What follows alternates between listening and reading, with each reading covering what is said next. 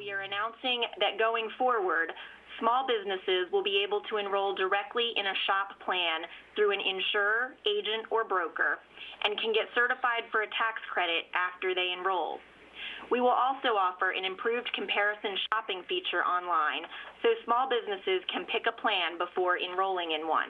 The website, they're saying, can handle 50,000 users concurrently, which is far less than what they originally anticipated, and which may or may not be accurate. But look, just look at the body language. The administration is going out of its way not to raise expectations, but to lower them.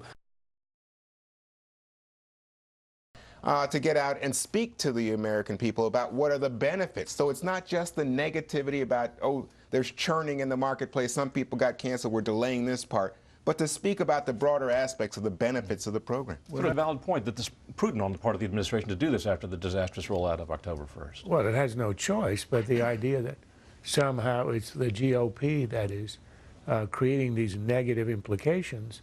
Here is a program, the foundation of which, as the president says, over and over again, is the idea that you want to increase the number of Americans who get insurance.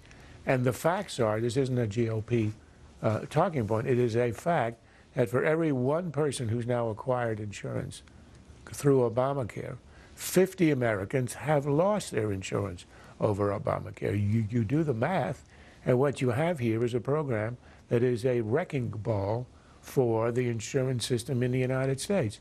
And they keep postponing the day on which they're going to be held accountable. They have a website which is a complete turkey, and they say, well, it'll be okay on December the 1st. We now know it's not going to be okay on December the 1st.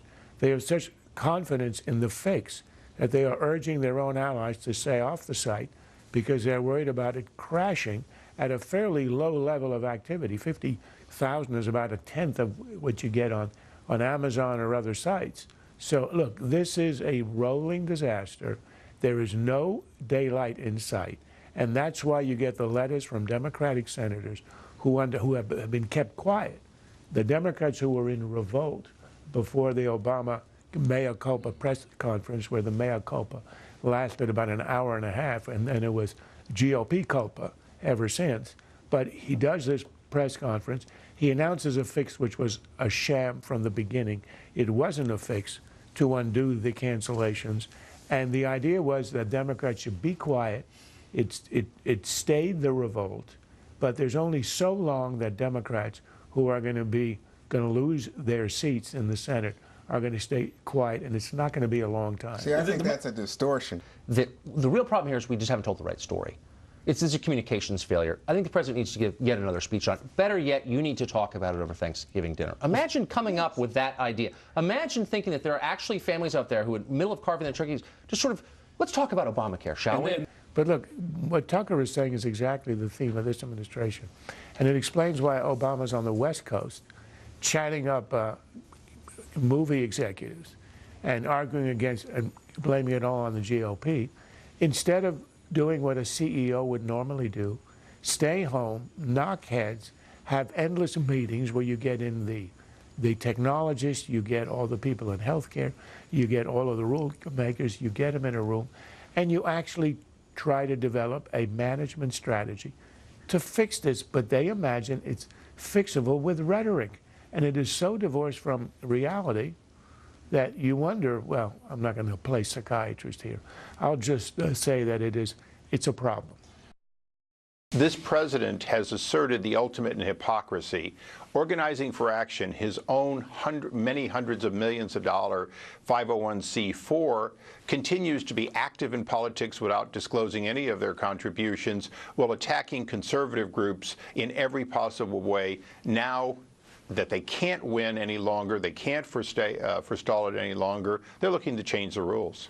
Look, if there's any part of the First Amendment that is sacred above all others, speech above all other speech, it's political speech. And this attempt to make rules and define exactly what kind of political speech is allowed in what window of time, I think is a real attack on the First Amendment in principle. Here it is so cynical, it's breathtaking. Here is the IRS, the Obama IRS, caught with its hand in the cookie jar, clearly discriminating against conservative 501c4s and 3s. And instead of looking into it, investigating it, reporting it, and making people responsible pay for it, they are not going to change the rules. Remember, the implication of their defense while the scandal was underway and being investigated was, well, the rules were unclear. Well, they were rather clear in attacking conservative groups. There was no lack of clarity here.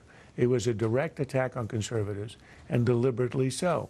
So this is part of the argument that there was a lack of clarity, so therefore we now have to have a set of rules that will make it more clear. That was not the problem. It's not the problem now. And all of this will do is restrict political speech. It's not healthy in a democracy, especially if the restrictions of speech are determined by a bureaucracy under the control of one party. That is ultimately, in its essence, a corrupt way to make rules. This is a rule that, if it were to be challenged, would have to be challenged by, among the courts, the D.C. Circuit Court of Appeals, correct? Which is going to be packed with liberals as a result of something else the administration has done. Well, at least has been done in the Senate, the nuclear option. It means that the Democrats will be able to put anybody the Democrats want on that court, 3 of them, with a 51 vote, which of course they have, as opposed to in the past, up until now, when you had to have at least some support from Republicans if you were going to get 60 votes. So yes, but I think it's a larger effort than just packing the court as a way to allow these rules to go ahead. It is a way to try to manipulate a system which was established in good faith in the 70s to restrain, the overt influence of money.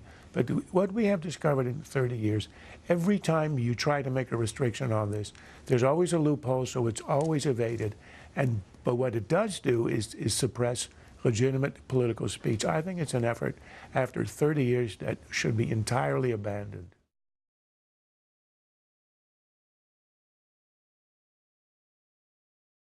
This has been a Sunfish production.